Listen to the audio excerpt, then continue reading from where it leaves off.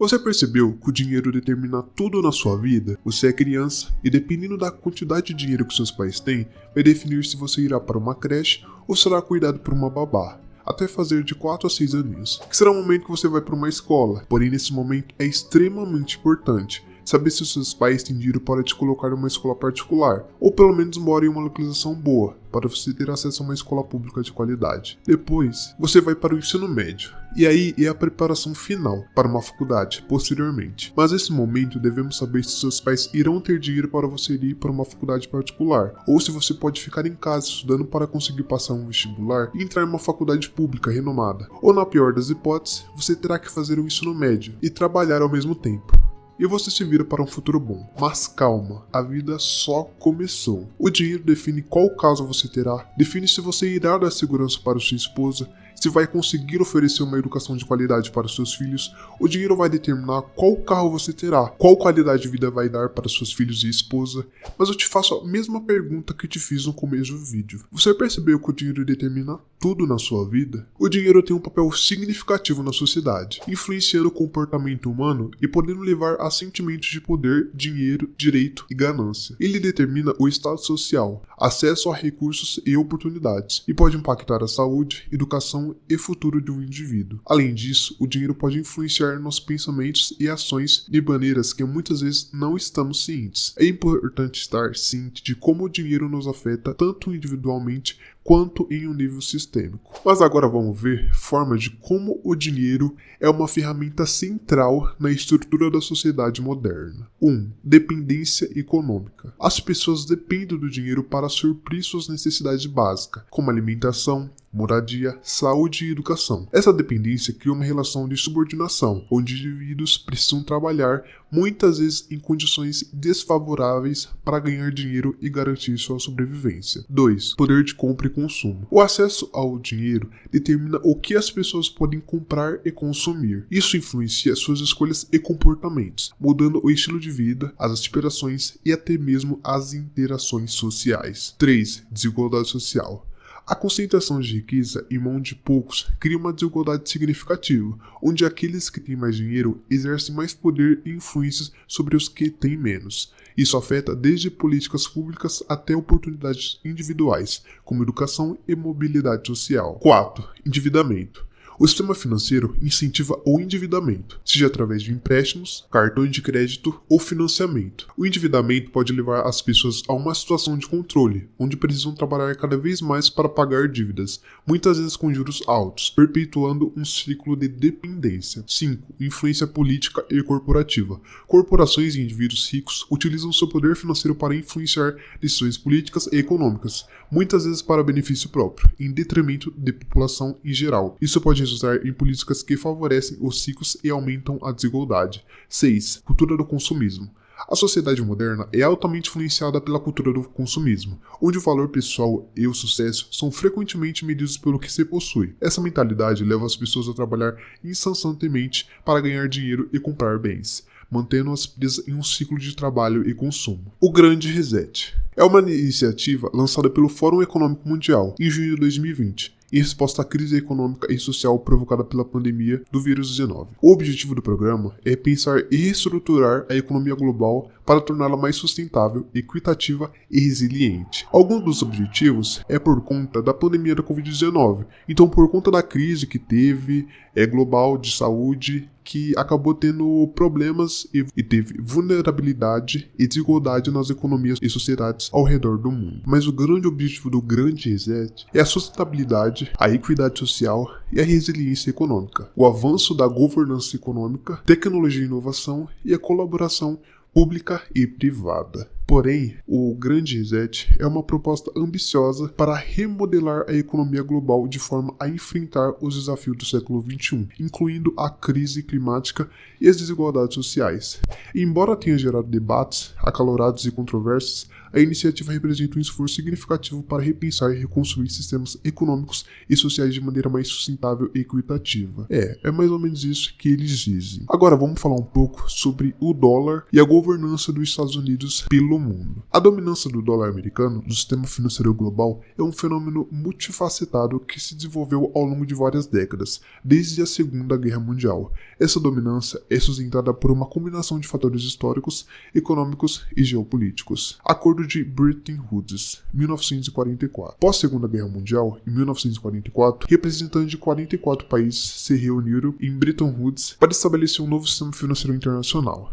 Depois disso, tivemos o padrão ouro-dólar. O dólar foi fixado ao ouro a uma taxa de 35 por onça. Enquanto outras moedas foram atreladas ao dólar, isso fez do dólar a principal moeda de reserva e facilitou o comércio internacional. Depois disso, tivemos o fim do padrão ouro, em 1971, quando Nixon Shock, em 1971, o presidente Richard anunciou a suspensão da conversibilidade do dólar em ouro, encerrando o sistema de Bretton Woods. Depois tivemos o sistema de câmbio flutuante. As moedas passaram a flutuar livremente e o dólar continuou a ser a principal moeda de reserva global, agora como uma moeda fiat, que seria basicamente uma moeda fiduciária, que não tem laceração nenhuma, então seria uma riqueza criada do totalmente zero. Depois, quando vamos falar sobre a economia dos Estados Unidos, nós percebemos o tamanho e a robustez. A economia dos Estados Unidos é a maior do mundo, com um mercado financeiro profundo e líquido. E também eles têm uma estabilidade política e econômica que torna o dólar uma moeda confiável. O dólar em comércio internacional e na maioria das transações internacionais, incluindo commodities como petróleo e ouro, são denominadas em dólares. E também muitos países e empresas emitem dívidas em dólares, aumentando a demanda pela moeda. Depois disso, podemos falar sobre a geopolítica e o poder militar.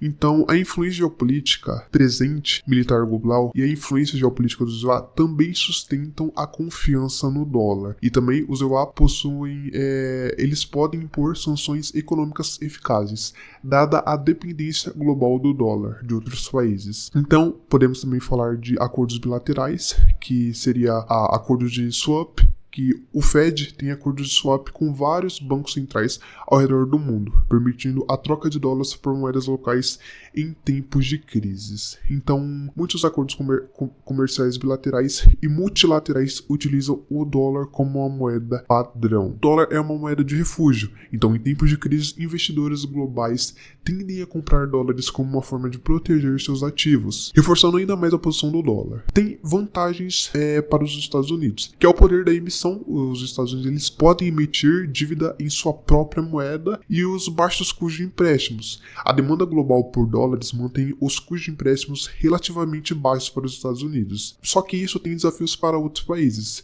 que seria a vulnerabilidade a flutuações. Então, as economias emergentes, especialmente aquelas com dívidas denominadas em dólares, podem ser vulneráveis a flutuações cambiais e políticas monetárias dos Estados Unidos. E também a dependência econômica, porque a dependência do dólar ela pode limitar a autonomia política e econômica de outros países. Então, a gente pode ver que a dominância do dólar é um resultado de uma combinação de fatores históricos, econômicos e geopolíticos, a gente viu, e essa posição ela é reforçada pela robustez da economia dos Estados Unidos, a profundidade do mercado financeiro, a estabilidade política e a confiança global na moeda. Então, todos os países eles têm confiança no dólar. A contínua predominância do dólar tem implicações significativas tanto para os Estados Unidos quanto para a economia global. Porém, tem outra coisa que influencia muito a nossa vida e tudo na economia mundial, que seria o SFI, que seria o Sistema Financeiro Mundial. Então, o Sistema Financeiro Internacional refere-se ao conjunto de instituições, mercados, instrumentos e acordos que facilitam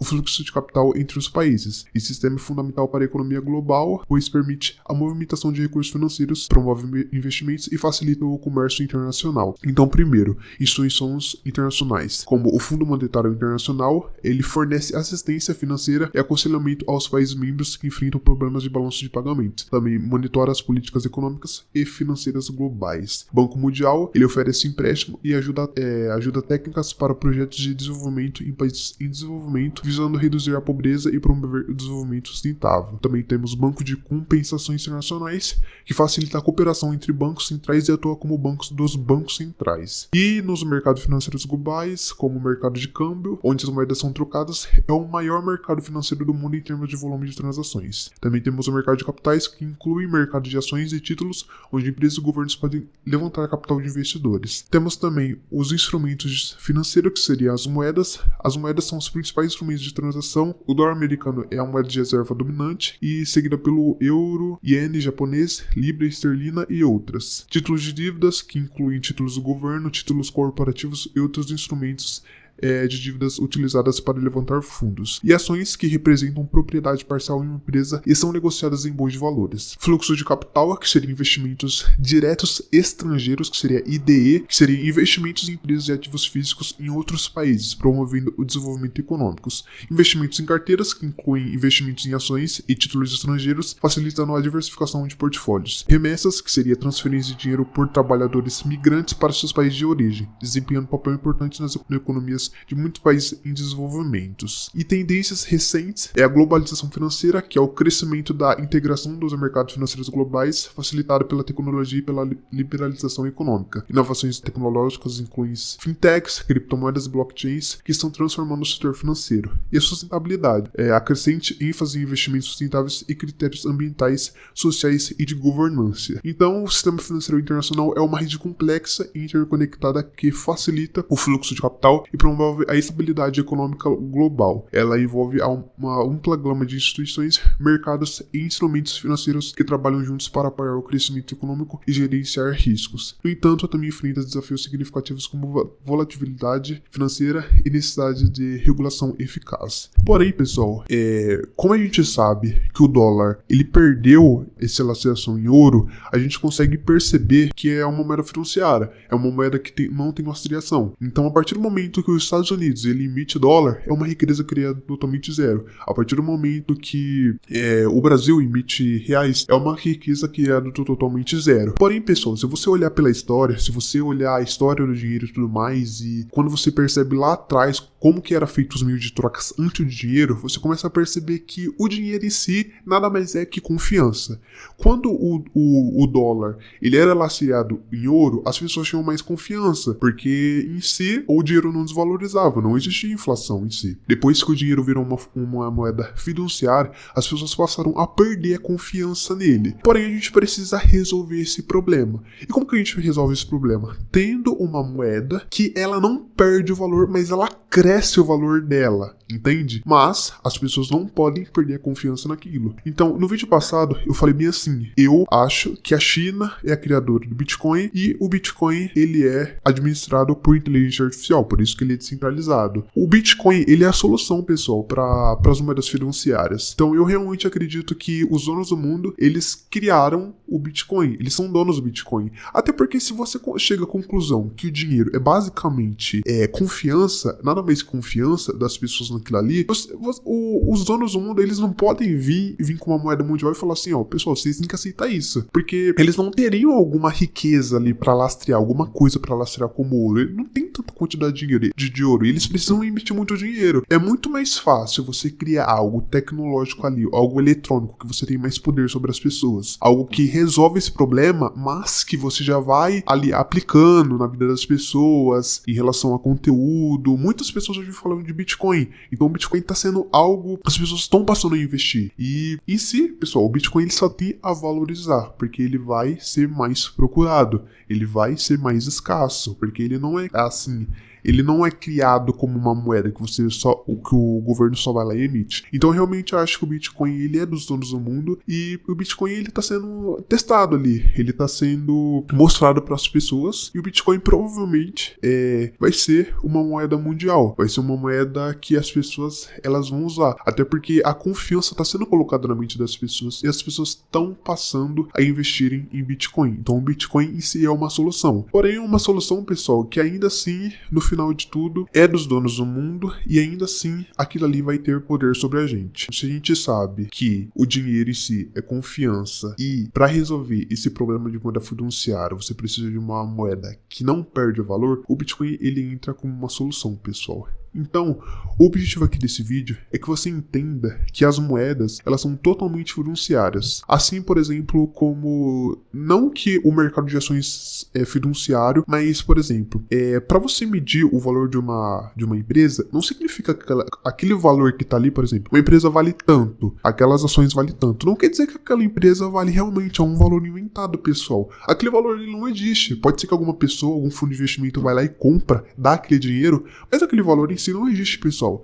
Então, quando a gente olha para o dinheiro, que basicamente controla a nossa vida, quando a gente olha, por exemplo, pelo mercado de ações, pelas bolsas de valores ao redor do mundo, e a gente percebe que aquilo ali não tem valor nenhum, de uma forma direta, você percebe que aqui, a maioria das coisas ali, pessoal, é uma mentira. Eu já falei em vídeos anteriores que somos controlados através de mentira. Através da mentira você torna as pessoas escravas. Assim como o Bitcoin tá vindo como uma mentira, pessoal. Porque o Bitcoin não é liberdade, é uma coisa eletrônica. Isso ali vai ter mais poder ainda sobre as pessoas e sobre nós. Quando a gente entende que o dinheiro, ele tem poder sobre a gente, só que aquilo ali não vale nada. Quando a gente entende que, por exemplo, empresas têm poder sobre a gente, só que aquilo ali não vale nada, a gente está vivendo pela mentira, a gente está sendo controlado pela mentira. Então, pessoal, isso aqui é mais para vocês terem um certo despertar na mente de vocês, para vocês realmente entender realmente um pouco como funciona e como que essa manipulação social através do dinheiro, ela é feita através de governos, através de países, através da economia em si como tudo, porque a economia ela controla tudo, políticas ela controlam tudo, tá totalmente infiltrada na nossa vida, a economia, a política tá totalmente infiltrada na nossa vida. Então esse vídeo aqui foi mais pra explicar mais ou menos, na minha opinião, como que somos controlados através do dinheiro e como essa manipulação mental ela é feita. É isso, pessoal, obrigado por assistir, seu tempo vale ouro para mim. Eu vou ficando por aqui e vejo vocês do outro lado.